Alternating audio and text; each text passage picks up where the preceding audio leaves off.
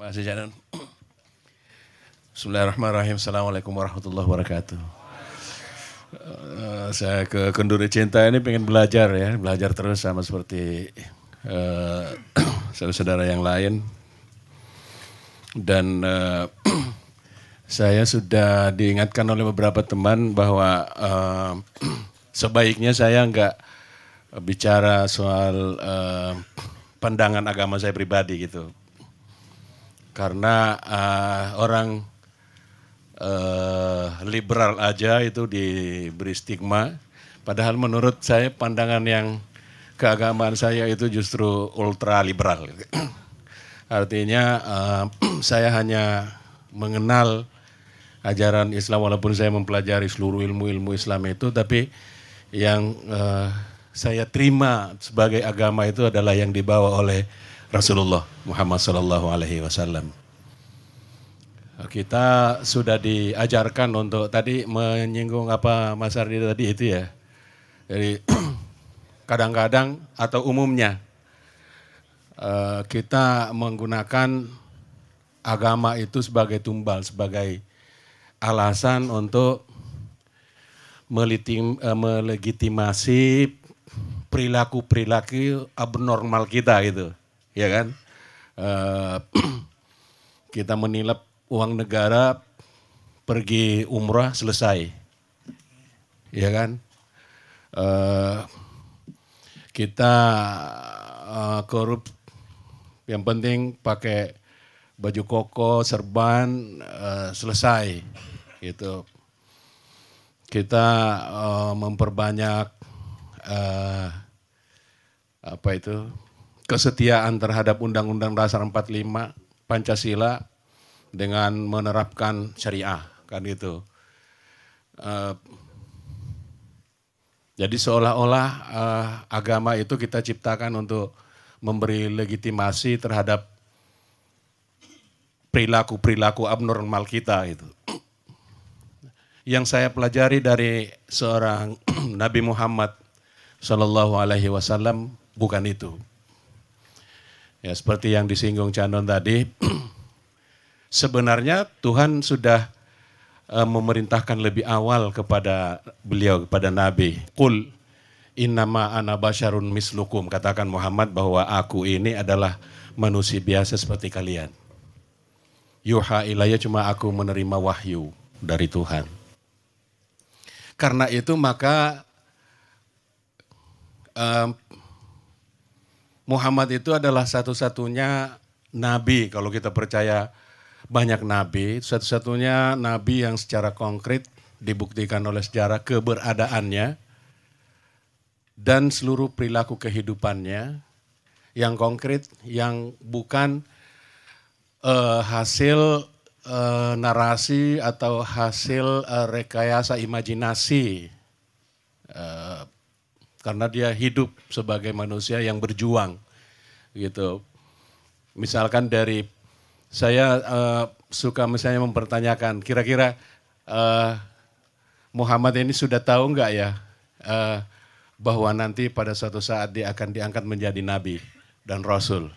Ada yang bisa jawab? Sudah tahu nggak ya? Kan belum tahu. Buktinya karena ketika menerima wahyu itu beliau bingung ya, gelisah ya, dan tidak percaya terhadap gejala yang beliau alami. Justru dalam sejarah kehidupannya itu mengalami berbagai perjuangan yang seharusnya memang dialami oleh manusia yang ingin memperoleh kesuksesan hidup. Jadi salah satu hikmah daripada seorang nabi itu disebut sebagai manusia biasa adalah supaya dia menjadi teladan, menjadi pedoman.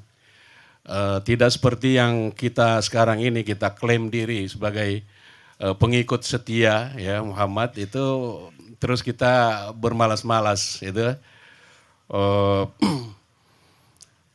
Rasionalisme kita tanggalkan gitu.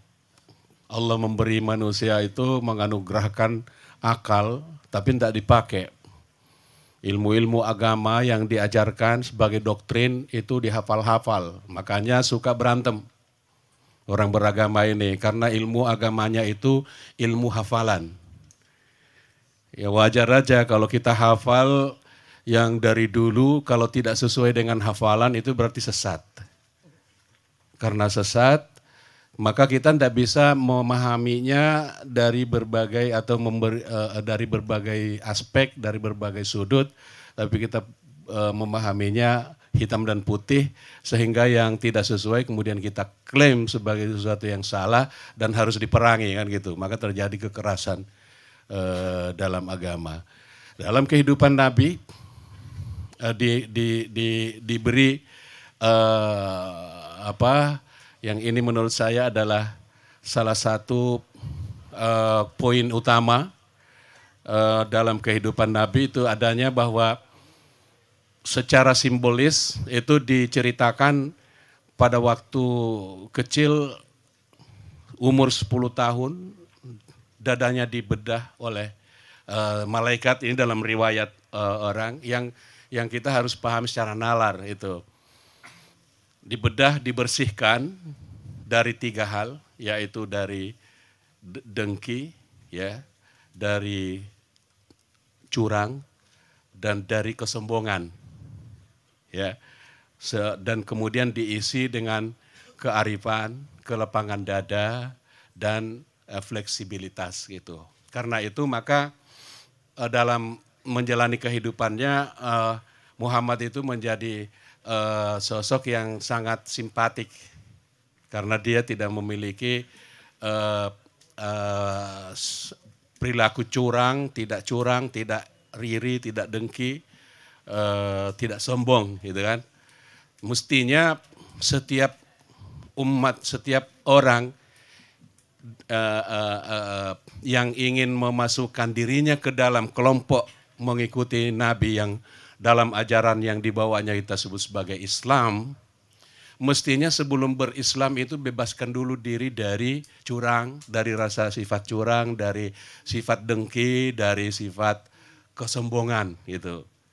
Jadi percuma kita tadi ada yang hafal Quran tapi tetap korup. Kenapa? Karena ya itu, kita hanya berislam tapi kita pelihara kedengkian, pelihara kesombongan, ya kan, pelihara kecurangan, gitu. Sehingga sebanyak mungkin hafal Quran, sebanyak mungkin kita pelajari Al-Quran, tapi kemudian tidak membekas. Kenapa? Karena kita pelihara belum mengikuti Nabi untuk pembersihan diri. Jadi menurut saya mengikuti Nabi itu bukan karena sekedar memperpanjang jenggot, ya, sekedar memperlihatkan busana, fashion, ya. Menurut saya sunnah itu bukan. Sunnah itu adalah mengikuti yang itu dulu. Jadi sunnah yang paling utama itu adalah coba dari dalam jiwa kita itu dibersihkan, jangan ada dengki. Itu sunnah Rasulullah yang paling mendasar adalah jangan dengki, jangan sombong, jangan curang.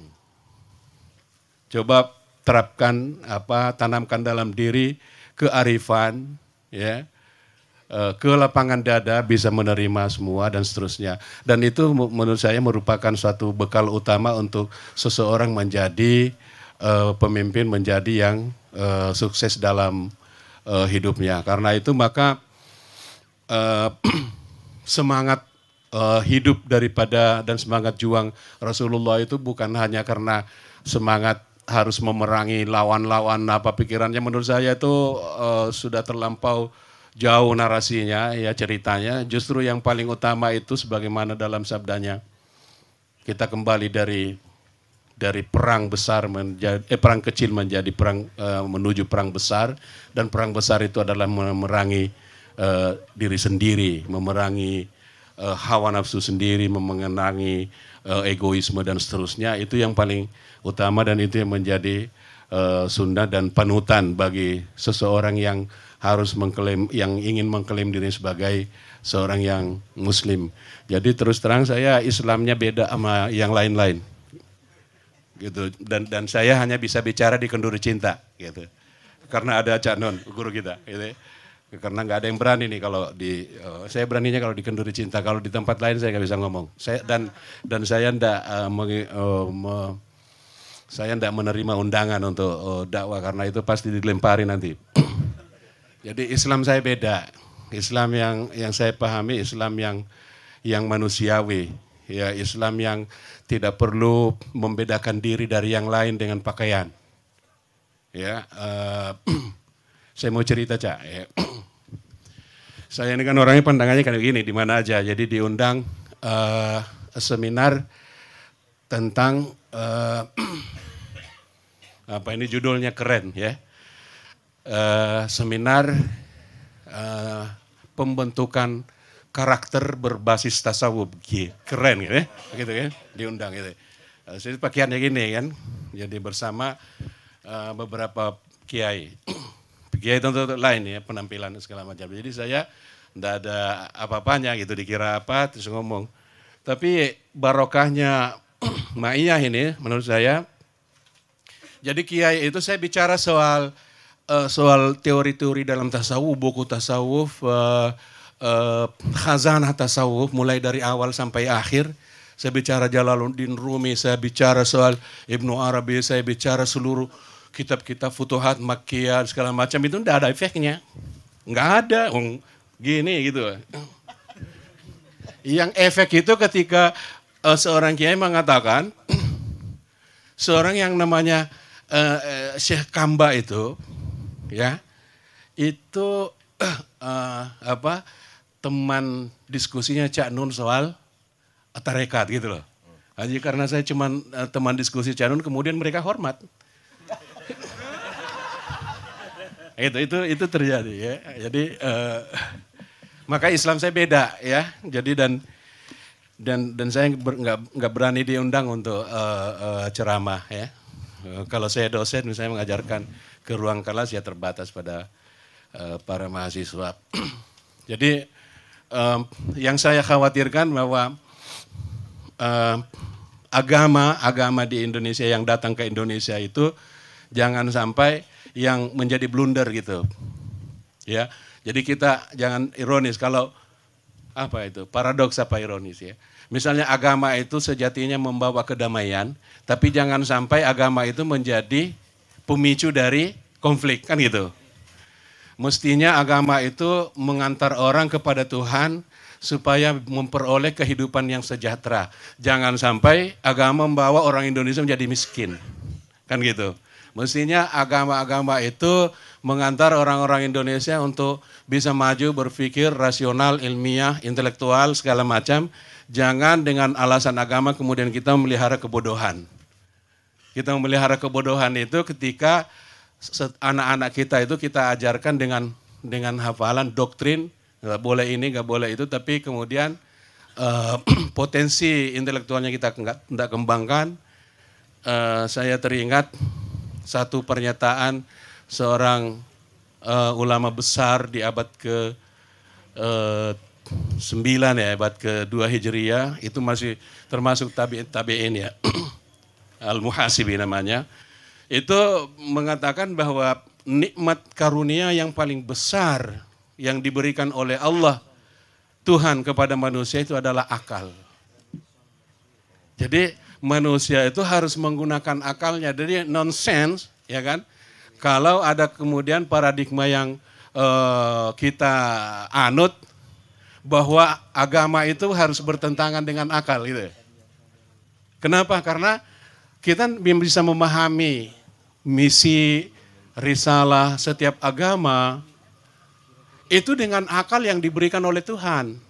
Kenapa kok dikonflikkan, kenapa ditabrakkan? Jadi semakin mestinya, semakin maju ilmu pengetahuan, semakin tinggi rasionalitas manusia, umat manusia, itu semakin dekat kepada keberagamaannya gitu. Jangan terbalik. Kadang-kadang kita karena semakin irasional, kemudian itu kita anggap sebagai semakin beragama, kan itu keliru menurut saya. Mestinya semua yang bersifat rasional itu agama. Kenapa? Karena Tuhan memberikan anugerah yang paling besar pada manusia itu adalah akal. Emangnya ada yang lain yang diberikan oleh Tuhan selain akal, dan emangnya ada makhluk lain yang mempunyai akal kecuali manusia yang kita kenal. Kenapa kemudian kita tabrakan ada akal, rasio, berpikir manusia, kemampuan berpikirnya itu dijauhkan. Itu sebabnya maka sepanjang umat Islam ini ya, terutama umat Islam ini memelihara tradisi yang 10 tahun itu gagal membangun atau membawa misi yang seharusnya disampaikan oleh dalam Al-Quran itu. Mestinya Tuhan tuh menciptakan manusia sebagai khalifah. Kenapa? Apa maknanya khalifah? Itu adalah supaya kamu menjadi wakil Tuhan untuk kebaikan di bumi ini gitu. Artinya manusia itu harus ada dengan merefleksikan kebaikan Tuhan pada dirinya. Itu disebut sebagai Asmaullahil Husna. Mbah Sujiwo Tejo punya menyanyikan Asmaullahil Husna. Sekarang beliau bisa menyanyikan malam ini bagus. Artinya agama itu seharusnya mengajarkan bagaimana manusia merefleksikan nama-nama Tuhan itu di dalam dirinya. Jadi Allah itu Maha Rahman, Maha Kasih Sayang, maka manusia harus penuh dengan kasih sayang. Ya kan? Allah Maha Memberi tanpa pamrih, manusia juga harus merefleksikan itu. Agama mengajarkan supaya kita bisa merefleksikan sifat-sifat atau asma-asma Allah yang Maha Agung itu. Kalau itu tidak ya percuma, karena akhirnya nanti agama itu hanya bersifat formalistik, formal, kelompok-kelompok, terus memanggang dirinya, terus kafling-kafling surga, ya kan? Yang kita belum tahu nanti di akhirat seperti apa, kan enggak tahu. Nabi aja sendiri bilang itu di akhirat kan enggak ada yang tahu. Belum pernah ada yang merasakan, belum pernah ada yang melihat, ya, belum pernah ada terbetik dalam benak seorang pun yang akan terjadi. Jadi mestinya kita harus berpikir lebih rasional, membangun keimanan ya kepada Tuhan untuk bisa menjadikan agama sebagai motivasi, sebagai pendorong untuk menjadi khalifah, untuk mensukseskan hidup ini. Saya kira itu Janun dari saya. Mohon maaf jika ada hal yang tidak berkenan. Terima kasih. Assalamualaikum warahmatullahi wabarakatuh.